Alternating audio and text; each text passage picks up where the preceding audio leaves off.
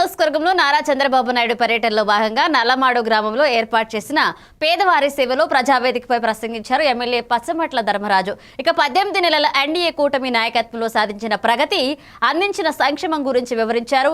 గ్రామస్తుల సమస్యలు, ముఖ్యంగా మౌలిక సదుపాయాలు, రోడ్లు, వసతి, విద్య, వైద్యం తదితర అంశాలపై స్పందించి సమస్యలను తక్షణమే పరిష్కరించాలని ముఖ్యమంత్రి చంద్రబాబును అభ్యర్థించారు.